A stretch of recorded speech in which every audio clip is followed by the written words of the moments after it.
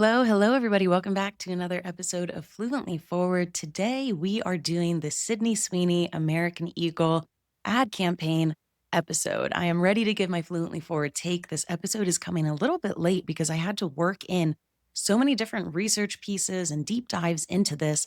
And even though this episode is late, it's actually not because 2 days ago, Donald Trump himself decided to weigh in on the Sydney Sweeney American Eagle campaign.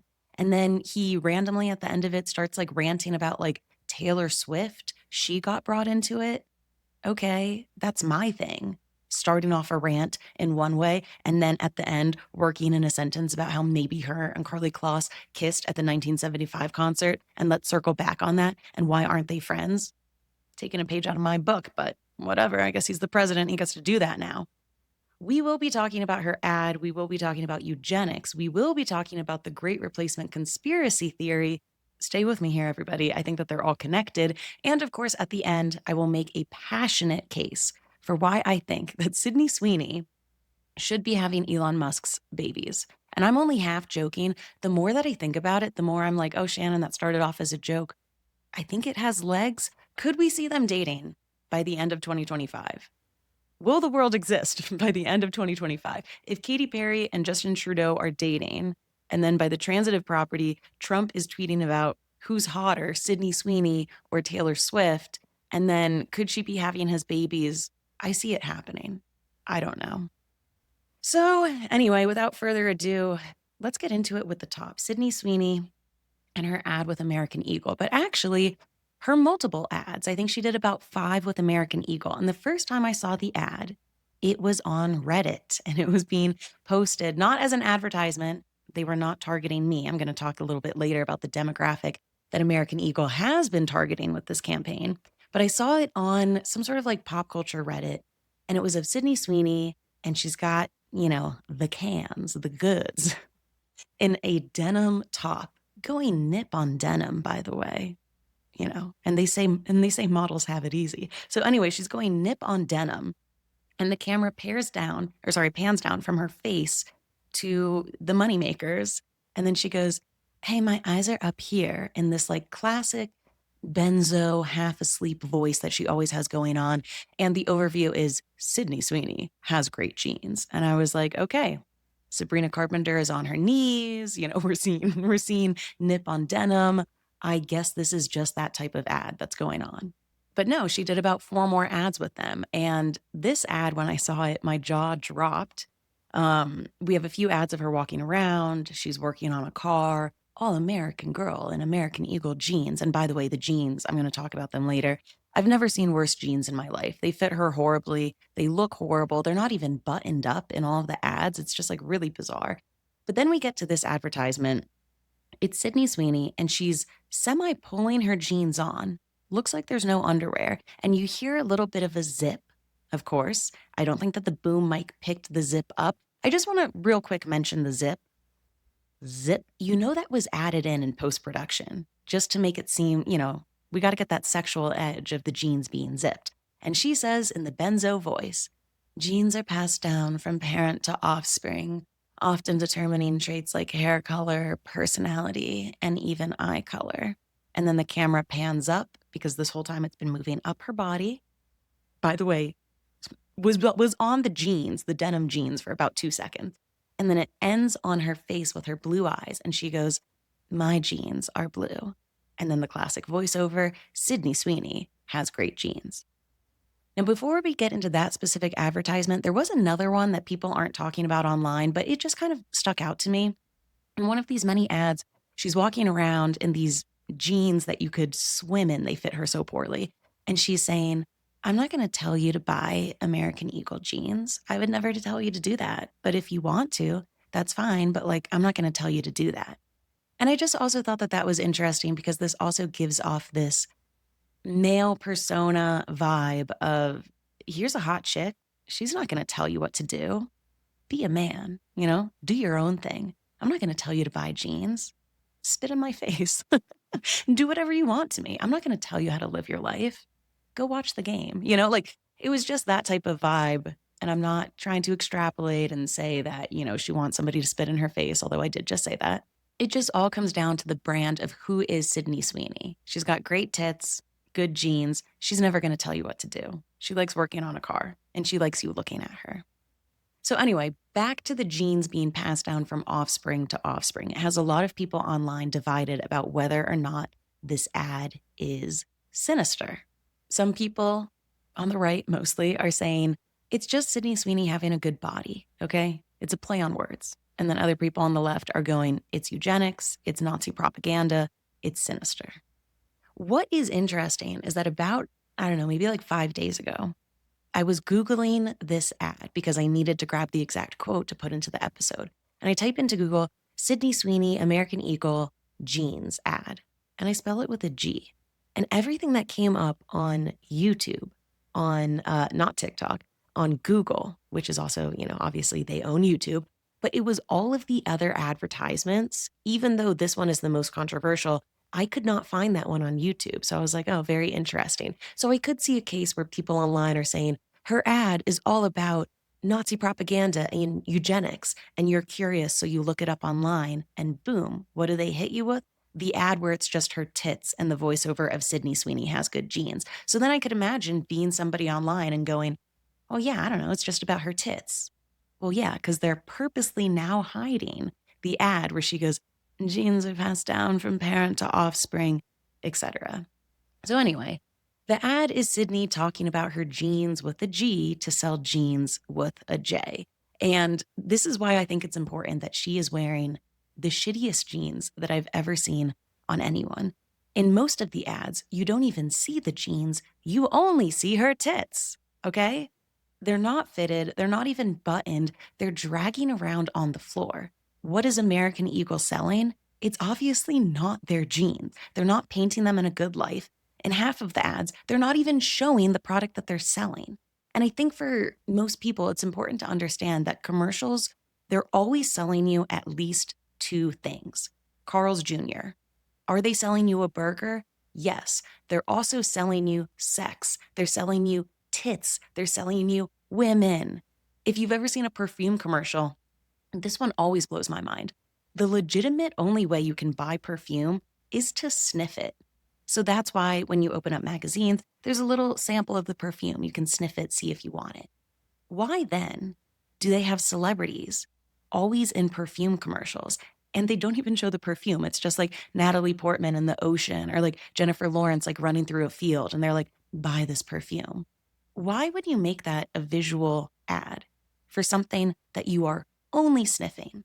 It's because advertisements are not just about the product. They're trying to sell you a fantasy, a lifestyle change, a vibe, a new you, something out of reach. That's why marketing copy, it drives me nuts nowadays because you want to buy a suitcase and Away Luggage is doing marketing. And they're not going to say, this is the best suitcase. Everybody loves this suitcase. They go, it's not just the Away Luggage. It's a new you. It's your freedom.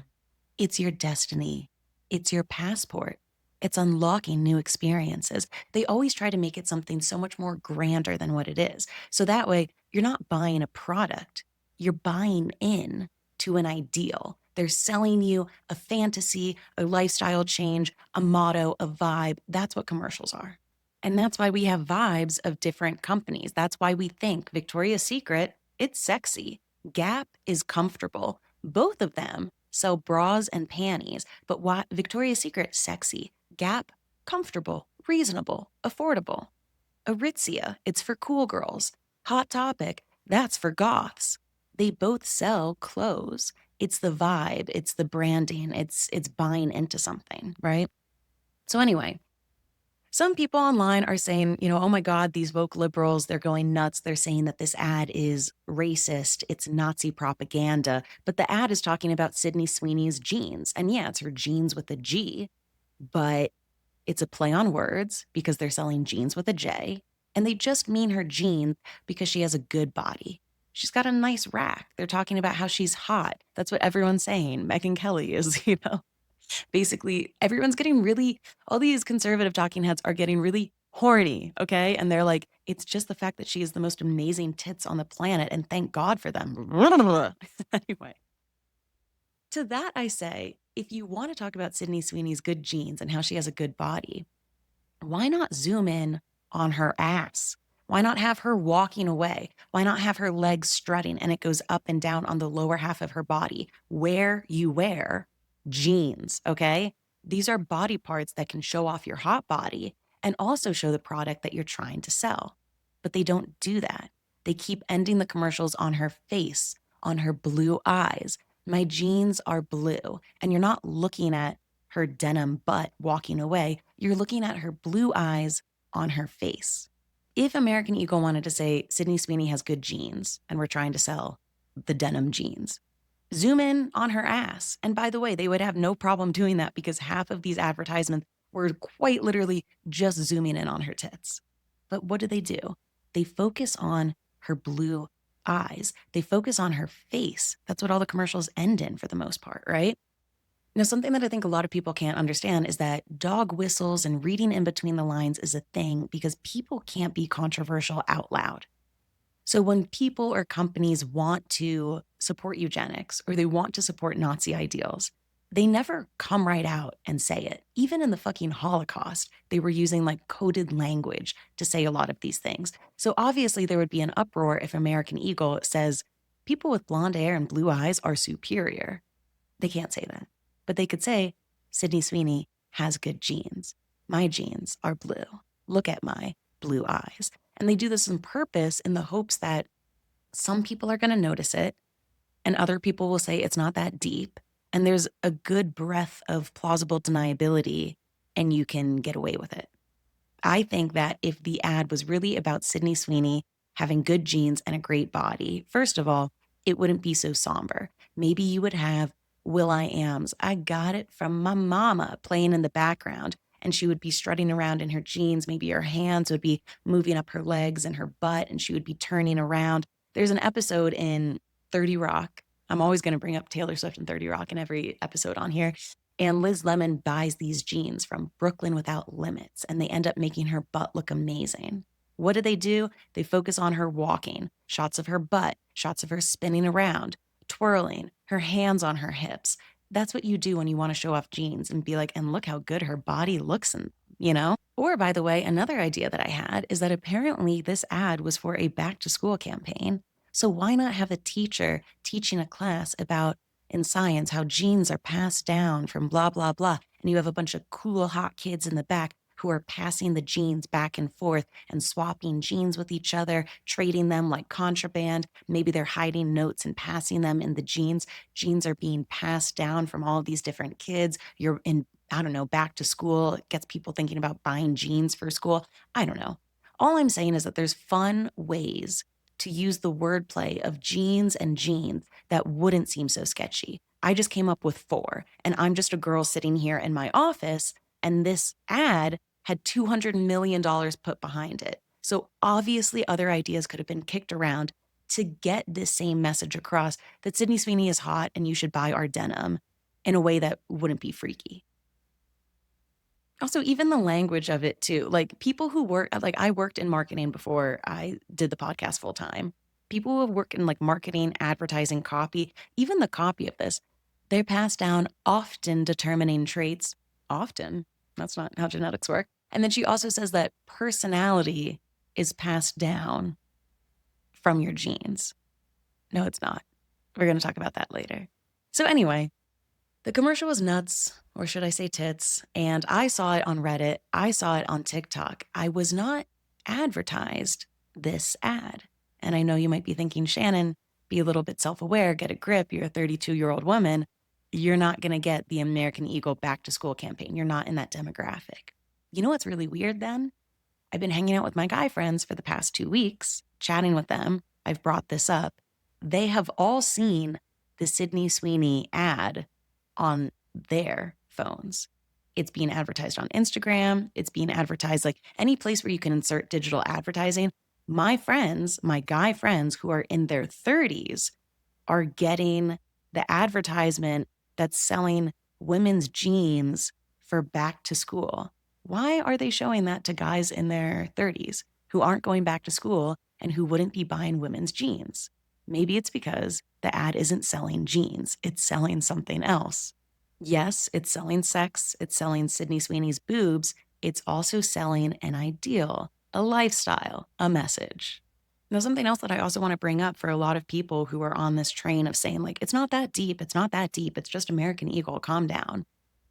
There is a CEO of American Eagle. There's a CEO of every company. And a lot of people might say, whatever, he's just the CEO. It's not a big deal. CEOs of fashion companies who use celebrities in their companies to make statements are a big deal. That's impacting pop culture. Pop culture impacts culture. Pop culture is a reflection of politics, all of this stuff, right? Let's take an example. Who is the CEO of Victoria's Secret? Les Wexner. Who is Les Wexner best friends with? Jeffrey Epstein. They were such good friends that famously, Les Wexner gifted Jeffrey Epstein his Upper East Side townhouse for free on the Upper East Side. I've walked by it because I'm a freak multiple times. This huge, I think it was like $75 million, maybe more. And he just gifted it to Jeffrey Epstein. They're friends. He gave it to Epstein. He's a man who owns a clothing company. What's the big deal? Well, I don't know. What's Victoria's Secret selling? They're selling bras. They're selling panties. They're selling sex. What did Victoria's Secret do? It made a second company, Pink, where they could sell bras and panties and sex to teenagers. Victoria's Secret was for adults. Pink was for teenagers. Okay, what's it? Les Wexner, he's friends with Jeffrey Epstein. He's selling sex as an ideal in his advertising. He's making a company for teenagers. Okay, wait a minute. What the fuck? That's kind of weird. Maybe he's not just the CEO of a fashion company.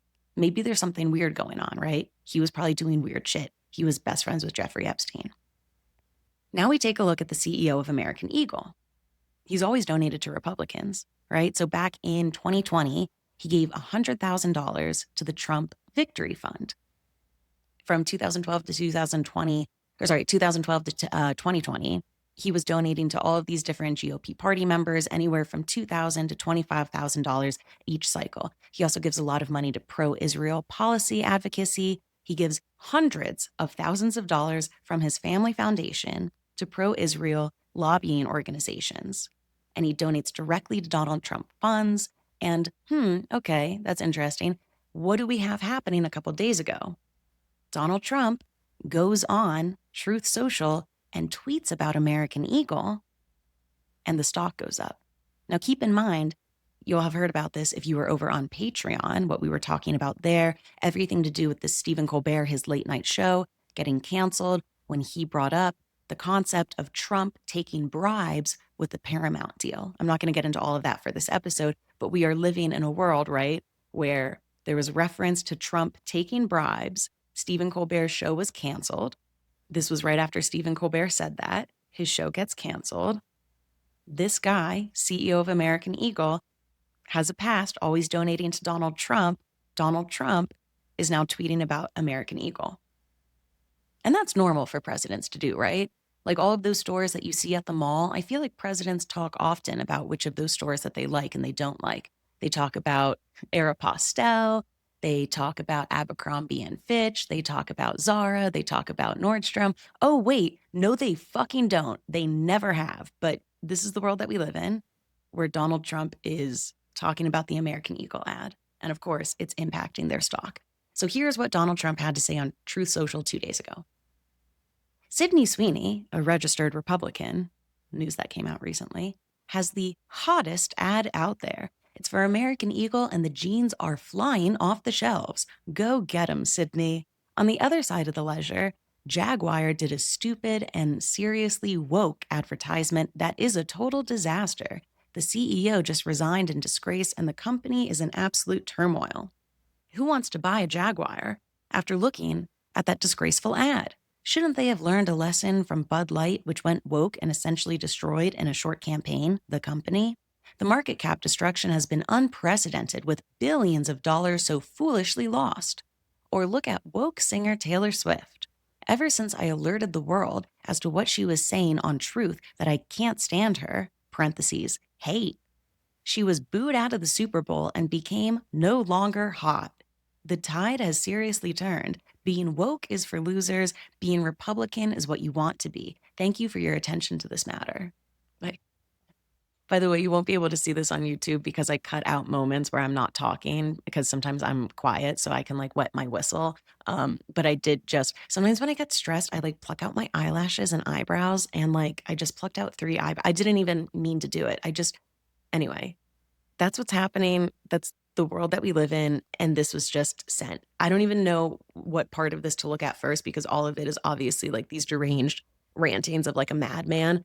But what's important to note is that after he put that out on Truth Social, the American Eagle stock jumped up 23%. Is that normal for presidents to randomly have an opinion and start talking about different clothing stores that you see at the mall? And then when he shouts them out, it influences the finances of them.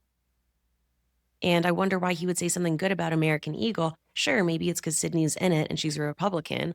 Or is it because the CEO of American Eagle has been donating to Trump for a long time and he wants to help him out?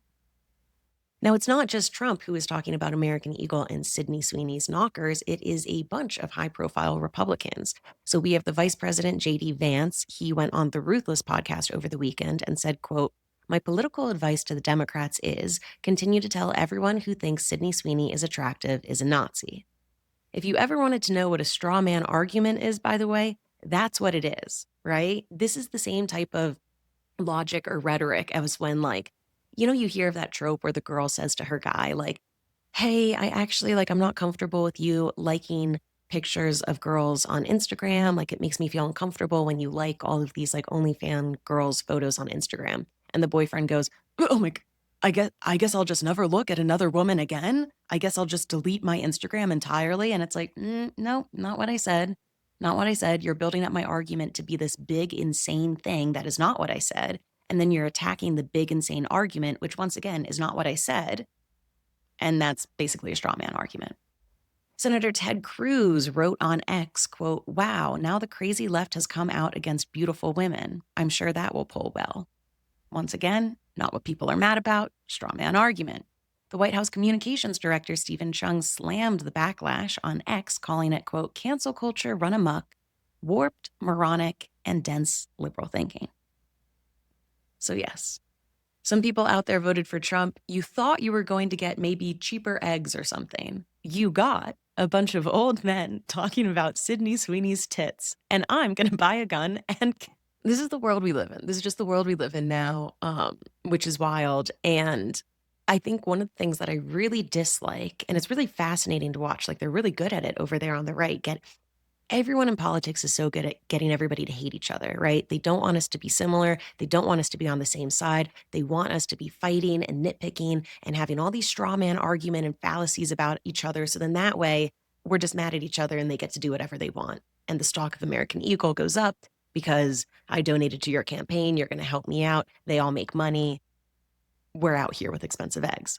But I am really steamed by this argument of liberals just hate beautiful women. They just hate them, That's what they said with the Sydney Sweeney American Eagle ad. That's what they said with Sabrina Carpenter's album cover. They're trying to paint people who are upset with these things as not people who are saying, "Hey, my hair's raising on edge. This seems like a greater sign of XYZ." They're going, "Oh my God, you're just clutching your pearls. You just hate pretty women. I guess you hate women. I guess you hate sex. I guess you hate good tits." Everything is so backwards. Let me be clear. When Lorde put out her album cover, it was an X-ray of her vagina. We saw her IUD. On the B side of the album, she was wearing these clear pants in which we saw her pubic hair and her clit piercing. We were fine with that, okay? Like, we were fine with clit piercing and pubes. So obviously, we're not going to be crying, screaming, throwing up at tits. It's not about the tits. We're fine with sex, with boobs, with naked women. That is all fine. We are a generation now that is obsessed with smut, that wants to psychoanalyze the roots of their childhood and why it has impacted their kinks. We have moved on from Tinder to Field. Liberals are good on sex, okay? They're into it. They like the boobs. Everybody likes boobs, by the way. That's one bipartisan thing. I feel like everybody likes boobs. And There's more than just tweets to back it up. There's legislation. Liberals are always the ones who want birth control. We want to be having sex on our own terms. We want to be having more sex. We want to be having safe sex. What does the other side think? What is the Project 2025 mandate for what's going to be happening? It's the opposite. They want to take away different contraceptives and they want to redefine what they are. So Plan B and IUD, they want to take those away and restrict them under different pro-life frameworks. They want to defund Title X family planning providers like Planned Parenthood. They want to get rid of it for abortion services and also non-abortion services, which would be birth control and STD testing. They want to encourage all of these pro-natal policies and they want to roll back federal support for contraception access. They want to reverse the Affordable Care Act's contraceptive mandate, which means that employers could once again opt out of covering birth control in health insurance plans based on if that company says that they object to it, which, by the way, that's what Hobby Lobby does, which is why I shop at Michael's. And they want to promote abstinence-only sex education and remove sexual risk reduction language from federal funding streams. So they only want to teach abstinence only in schools. So anyway, not to get like all official, reading the official text on the podcast, but it's important that even though Republicans right now are trying to spin this yarn of, we love naked women, we are so cool, quote, direct quote, being woke is for losers. We love beautiful women. When you look at what's actually happening, like when you look at Project 2025, they want us in an abstinent-only world where you're only having sex for babies. And by the way, maybe the commercial of Sydney Sweeney with her tits out at American Eagle wouldn't even exist because they also want to declare pornography a public health crisis. They want to prosecute porn producers and distributors. They want to treat certain online porn as illegal. Obscenity. I don't know how you pronounce that word properly. So basically, pull a Jeffrey Epstein and get your hard drive out and download the American Eagle ad onto it, because this is all despite what people are saying, despite the spin people are trying to do. When you look at Project 2025 and what this Republican Party wants to do, it is not sex positive. It is not beautiful women positive. So anyway, I know I probably sound like a ranting loon at this point, but I just see all of these things tying in together. It's an American Eagle ad. It's not that deep. Well, the president talked about it. The vice president talked about it. The White House communications director talked about it. How does it get deeper than that? It's the president of the United States. So now let's move on to a little bit of the eugenics. Why are people saying this advertisement is eugenics? And I will be honest here. I'm going to give a little bit to the other side. The one point that Donald Trump makes time and time again that unfortunately he's sometimes right about is that there are crazy people online who are super annoying. And unfortunately, JD Vance is right that we are doing ourselves a disservice with some really, really annoying takes that exist online. And this is not all people. There are always, on all corners of the internet, a few insane Looney Tunes apples, and they are rotten and they spoil the whole bunch. And I think the Republican Party is really good at picking out a few of these crazy sentences and being like, see, that's half of the liberal country. They're all so crazy. And I have seen the craziest online takes that exist. For example, if you hate cats, you hate women. It's misogynistic to hate cats. I think there's, when people get into it deeper, I think it's interesting that cats require like understanding and a kind of version of consent to interact with them. Whereas with dogs, you can like throw them in your trunk. Have you ever heard that joke, by the way? Quick sidebar for a joke. A man was deciding if he had to get rid of his dog because, I don't know, his girlfriend didn't like the dog and she was like, you have to get rid of it. So he put both of them in the trunk and drove around for an hour. And he said, whenever I open up the trunk, whoever's happy to see me, that's the one that I'm going to keep. Anyway, I don't know.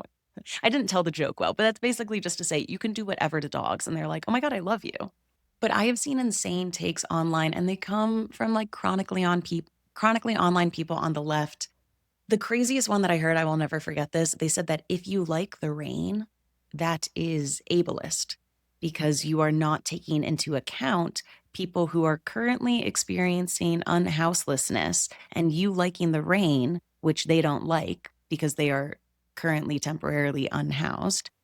You are not paying attention to their existence at all times. So you liking the rain is, akin to being harmful. And there's a few crazy people online who do that. And I do think it pushed a lot of people to say, fuck this, I'm voting for Trump. And that's because people who work in politics are so good at pulling out these like crazy little strands and having us believe that's everybody.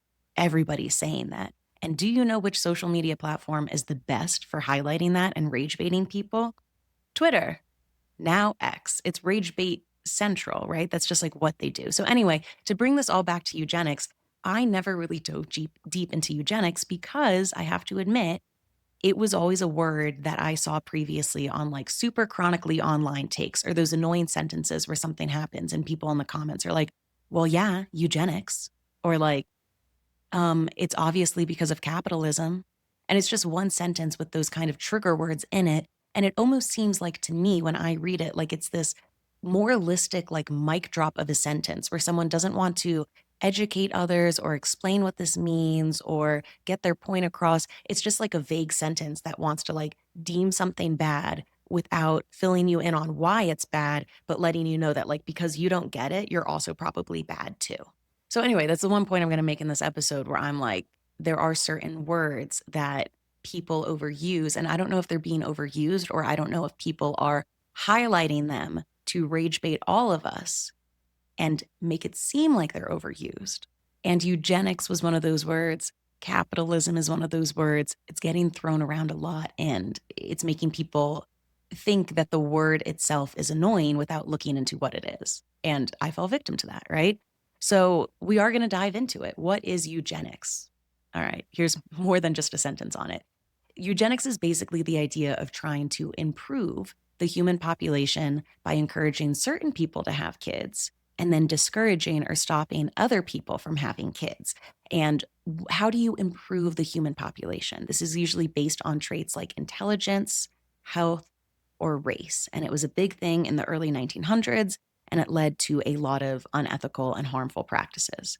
Obviously, this idea of trying to improve the human population, it brings up this idea of what's an improved human? What's a good human? For anyone else like me who plays Baldur's Gate 3, there's this moment where Withers meets your character and he asks you, what is the value of one human life? And there's different ways that you can answer the question. And it's just an interesting concept. There are some people out there who believe that one human life is more valuable than another, maybe because of their intelligence, their health, their accomplishments, their race, etc. So this idea of eugenics, the idea that humans can or should improve the population by controlling who gets to reproduce, it was coined in the late 1800s by a guy named Francis Galton, and he was a cousin of Charles Darwin. Darwin. And he thought that we could take Charles Darwin's idea of natural selection with people and we could kind of speed it up by encouraging these desirable traits and limiting undesirable ones. So even though natural selection happens naturally, we always have these moments in history where humans want to play God. And this guy, Francis Galton, was like, let's do it. So it started to get popular in the late 1800s and the early 1900s. It was popular in the US, in Britain, in parts of Europe. And eugenics was seen at first as progressive science. It was supported by a lot of people. It was supported by politicians, scientists, and even feminists because they thought that it could solve social problems. So countries started a few of these programs of eugenics to improve society. So there's two sides to this. You have positive eugenics, and this is encouraging fit people to have more kids. Those fit people were usually white, wealthy, and able-bodied. And then you have negative eugenics, which is discouraging unfit people from having children. And that would be the poor, the mentally ill, disabled, minorities. This is what we did in the US. Starting in 1907, the US legalized forced sterilization of people who were considered unfit to reproduce. And by the 1970s, over 60,000 people, mostly women, people of color, and the disabled, had been sterilized against their will in the US. And this was even, I had no idea about all of this, by the way. This was even upheld in the Supreme Court. There was a case in 1927, Buck v. Bell, and it has this infamous line, quote, 3 generations of imbeciles are enough. Now, the ruling has never officially been overturned. It's not enforced today, but it hasn't officially been overturned. And where were they doing all of these sterilizations against people's wills? They were doing it in, God, I don't know what the politically correct term is. I hope that this is correct, but they were doing it in like mental institutions, like asylums. There was this one guy, Dr. Albert Sidney Pretty, and he worked at the Virginia State Colony for Epileptics and the Feeble-Minded. Okay, that's what it was called back then. And he was a huge fan of eugenics. So he did hundreds of all of these forced sterilizations, and it was like really fucked up reading about it. He would basically say that he had to operate on people who had chronic pelvic disorder. And in the process of doing that, he would sterilize the women. And he would sterilize women who were immoral because they had a fondness for men. They had a promiscuous reputation. They were oversexed. They had man-crazy tendencies. There was even one 16-year-old girl who was sterilized for her habit of, quote, talking to the little boys. And both men and women were sterilized. They were sterilized for different reasons. For men, it was to treat their aggression and eliminate their criminal behavior. And women, it was more so, this was back in the day of, you're dramatic, take out her uterus. You're into men, she's crazy, sterilize her. It was all of these like results of their sexuality. And of course, because women are the ones who are carrying children and birthing the children, people who are into eugenics held women more accountable for men for these kids. So the sterilization focused on them. It basically targeted women way more than men. Now, of course, we go over to Nazi Germany in the 1930s and 40s, and Hitler was crazy inspired by eugenics and everything that was going on in the US. He was like, wow, great work. Let me keep it up. This is when the Nazis get into eugenics, and they sterilized hundreds of thousands and then eventually are just doing mass killings of people that they deem racially or genetically inferior. And it's their, eugenics justification for the Holocaust, basically. Now, it seems like the Holocaust was so fucked up that it made everybody everywhere kind of calm down on the eugenics stuff after this. But it's still brought up today, and that's because we have things like designer babies or CRISPR gene editing, reproductive rights, the idea of being able to tell what's going on with the fetus. So, like, do you abort it or do you not? And it just kind of, people bring up eugenics again because it makes people nervous about where genetic tech could go, different things that could be done. Sorry, this episode might be all over the place. There's just so many different things I want to talk about. I'll just end it for here, for now, for this part of the eugenics. But what's interesting is that eugenics is not, I'm hot, I have a good body, I'm hot, hot, hot, I'm so beautiful, I could be a model. Eugenics is, you have good genes, pass them down. You're not just a hot person, you're a commodity. You need to reproduce. You should have some offspring. Pass that down. Genes are passed down from parent to offspring. How do you pass your good genes down? You have kids. So Sydney Sweeney saying, I have good genes, they're passed down from offspring to offspring. That isn't saying, I've got a good body, I'm hot. It's saying, I'm a commodity, I'm valuable, I have good genes, breed with me, I should be making offspring. And then we think about what I was talking about before. What's happening with Project 2025 under Trump? Let's get rid of Plan B. Let's get rid of IUDs. Let's teach about abstinence only. Sex should only be for reproduction. Let's make offspring. People with good genes should make the offspring. All of this ties in together. So now, has Trump ever talked about genes with a G, not the denim? Yes, he has, and it directly ties into eugenics. So recently, there was an interview he did on conservative radio. It was with Hugh Hewitt, and Donald Trump, talked about this link between immigration, violent crime, and genetics. He said, quote, we got a lot of bad genes in our country right now. This is eugenics. This is saying that being violent or a criminal is in your genes. And what does Sydney Sweeney say in the American Eagle ad? Genes are passed down from parent to offspring, hair color, eye color, personality. Your personality. You could be a violent criminal. It could be passed down to you from your genes and your personality. Now, this Hewitt interview, it wasn't the first time that Trump talked about these false ideas, fake news about genes. So in 1988, he was recorded on the Oprah Winfrey Show saying to the host, quote, you have to be born lucky in the sense that you have to have the right genes. Later, when he was running for president in 2016 and throughout his time at the White House, he was captured in video recording making statements like this, quote, some people cannot genetically handle pressure. So we're talking about genes again. Now, he's also talked about this idea of like problematizing immigration and believing in something called the racehorse theory, which kind of ties into eugenics. As the name suggests, it's this idea of horse racing where, right, you want to get a really good racehorse. So you're going to breed two really good thoroughbred horses to get the best racehorse. And you're going to be really careful with the breeding. Eugenics, right? For a horse or a human, you want desirable offspring. And Trump has talked about this racehorse theory, which is basically just eugenics. At a re-election campaign rally in Minnesota in 2020, he told the crowd, quote, "You have good genes. A lot of it is about genes, isn't it? Don't you believe? The racehorse theory. You think we're so different? You have good genes in Minnesota."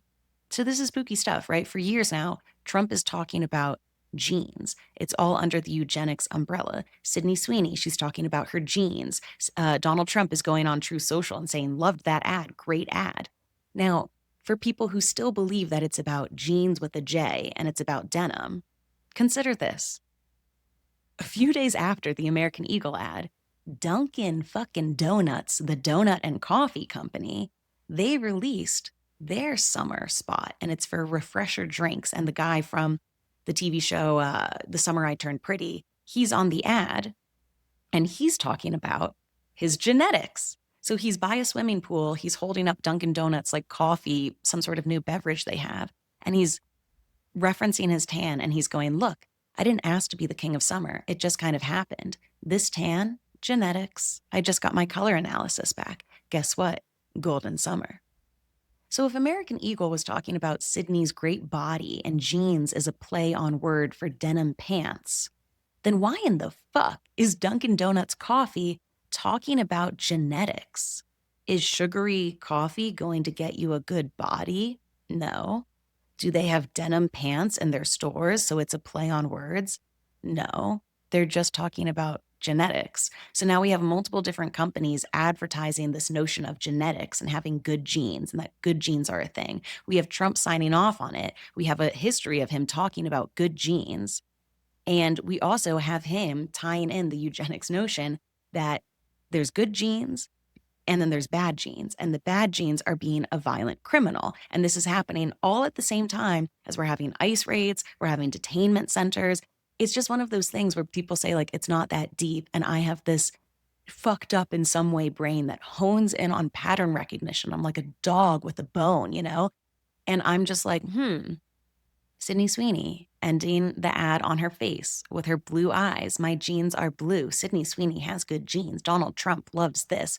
There are bad hombres," as he says, in this country. Sometimes you just have the violent gene or you don't. I feel like it all ties in together. Now, another thing that I see, because I didn't know much about eugenics until I looked into it for this episode, but I do hang out on a lot of conspiracy theory forums because I want to find the entrance to Hollow Earth, okay? And as I'm on those conspiracy forums, I see some of the most fucked up things. It's just crazy on there, okay? People are crazy.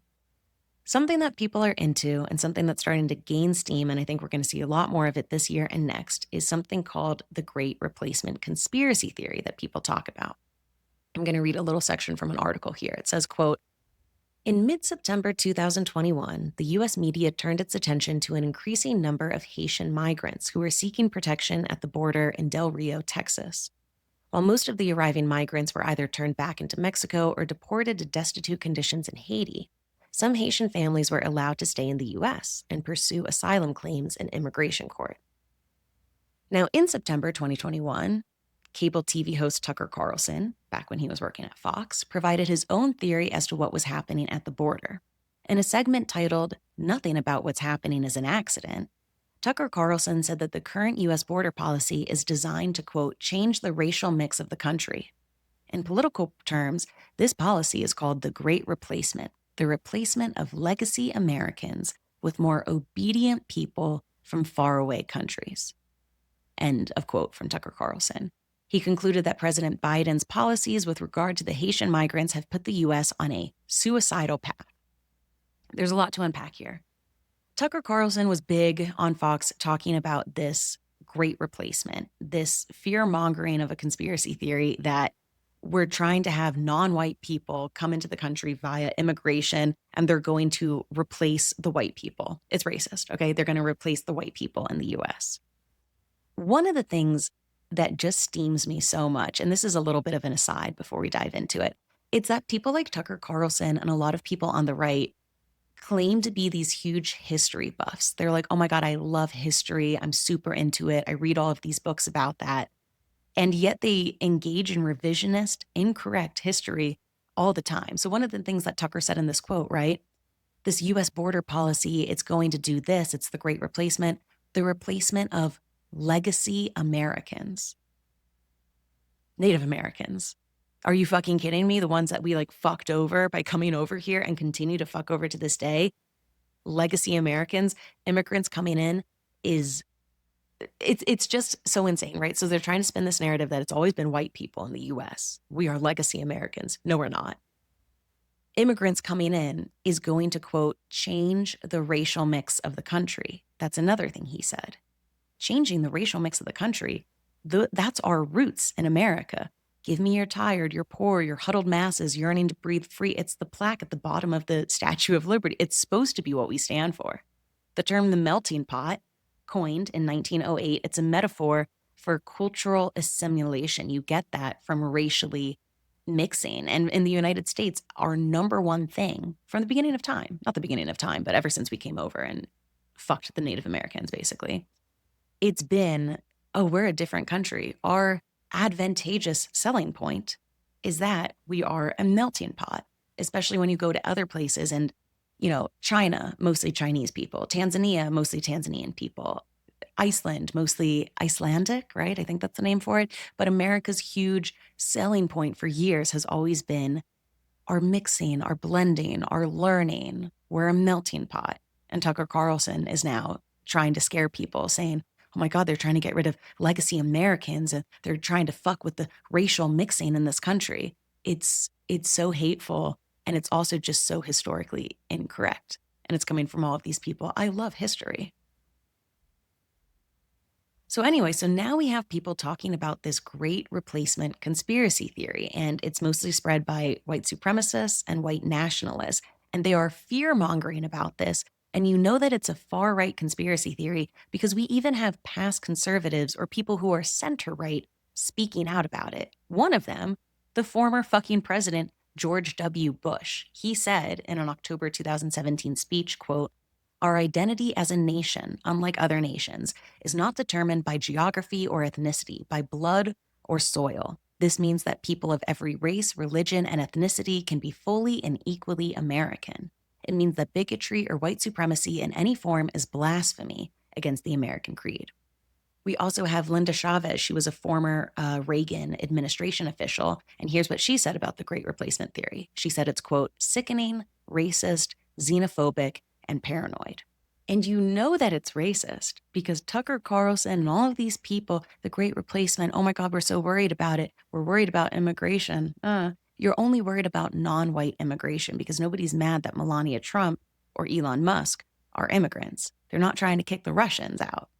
So it's the type of thing where American Eagle says, it's about jeans, but it's really about this, right? People are saying, it's about immigration. We're worried about immigration. Immigration is a problem. We have an immigration problem here. But they're saying it's about immigration. It's really about race. It's really about race, right? And there's a lot of different weird iterations of the Great Replacement theory that you might see when you see it online. Number one, this rhetoric of invasion. When people like Tucker Carlson or others are talking about the Great Replacement, they use this violent rhetoric of a migrant invasion that must be stopped before it conquers white America. Tucker Carlson even said it was going to put us on a suicide path, right? So you use all of this violent rhetoric, and then what does that encourage people to do? Stand up for it using violence yourself. Fire, fighting, fire. We need to be violent when we fight back because it's a violent thing that's happening.